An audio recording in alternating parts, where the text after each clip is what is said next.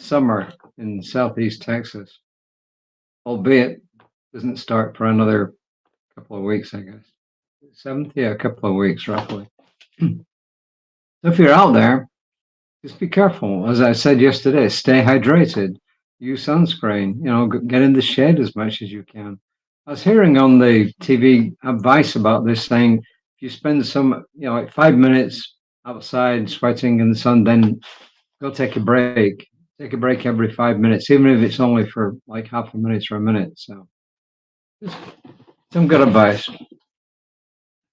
Today's reading, once again, a good piece of it is aimed directly at people who are parts of centers for spiritual living, or at least Science of Mind.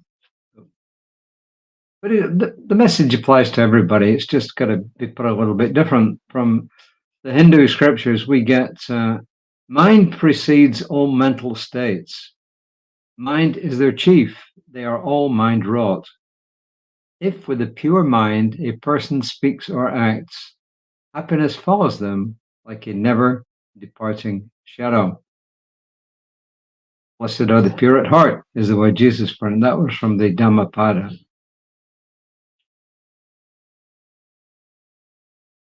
Ernest Holmes said, move this across a little bit here.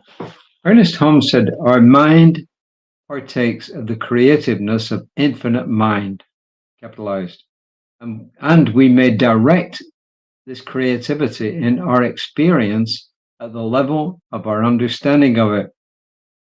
In other words, the only limit is our ability to understand what we can do. So if we believe that we can manifest $5 easily, that's the limit of our creativity. If we believe we can truly believe that we can manifest $1 million, that in itself is the limit of our creativity. That's what he's saying here. And that was actually from the Science of Mind magazine, July 1994, on page 27. Well, maybe it isn't, the digital issue. Anyway, that's way after Ernest Holmes passed away, 30 plus years after he passed away. So it's obviously a reprint of something else that he said. And then Raymond Anderson asks us this, Reverend Dr. Raymond Anderson, anyway, how well do you know your own mind? How well can you articulate your own thoughts, your own opinions, your own beliefs, and your own convictions regarding any number of things? Ernest Holmes once said that if there were 1,000 people who knew what religious science was, science of mind, if you like, practiced it and adopted it as a way of life, then he would, quote, live to see a new world, a new heaven, and a new earth here. In other words, he would see a world that works for everyone. You could move that out and say, if you found 1,000 people who, in the words of Jesus, believed it's done unto you as you believe, and who practice love, then you would see a different world. They're just two different ways of looking at things and saying the same thing.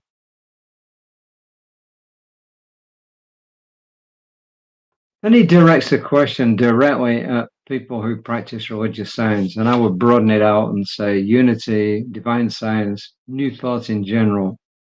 He said, and he's talking to these people, and I'm saying, no, hey, pause for a moment and ask yourself, do I know what religious science or science of mind is? Do I practice it? Do I live it?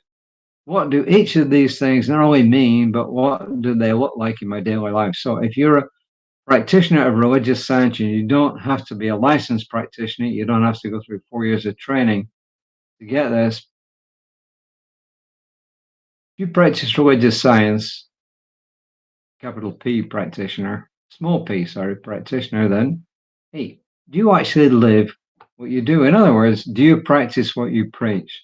And that applies to anybody watching. If you've got definite views about something, definite ways of looking at the world and believing the world should work, do you practice what you preach? And for ministry, it's even harder because ministers get up and speak to people and tell them, hey, this would help make your life better. But is the minister living it? That's the big question. He goes on to say, if we want to end such things as war, famine, genocide, poverty, and more, and you can see this every day on the news, by the way, right? Our minds must be effectively anchored in the consciousness of the divine.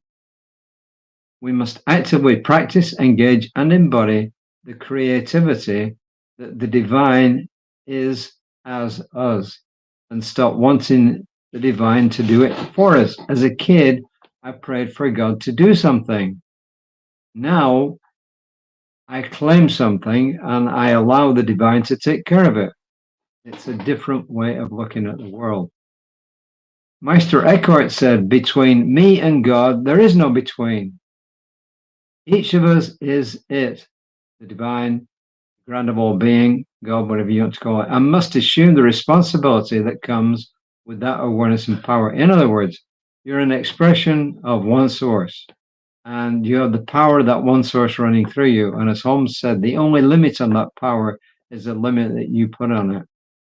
He says, there is one mind, it is the divine mind, and it is that mind that is your mind right now. And he's quoting Holmes pretty well.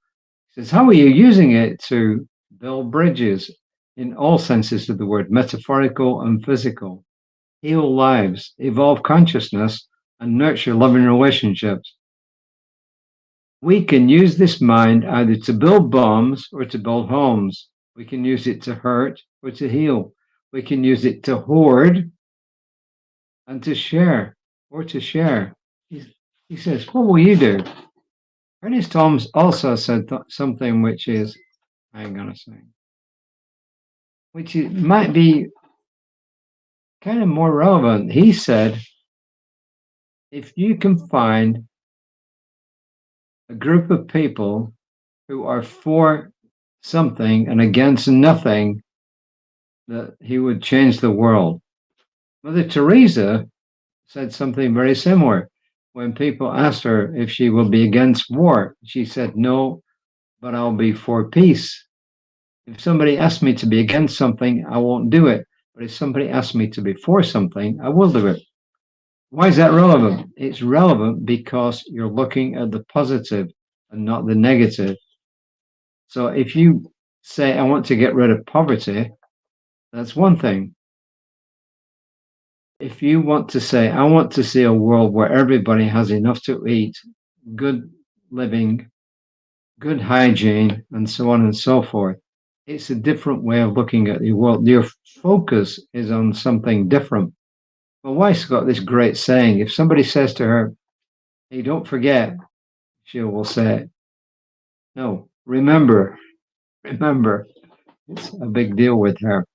So all of this is saying is that it's the way that we look at the world with belief, with knowingness, that changes things for us and for everybody else out there. And that, when, as we said before, when enough of us do this, we will reach critical mass and things will change on this planet.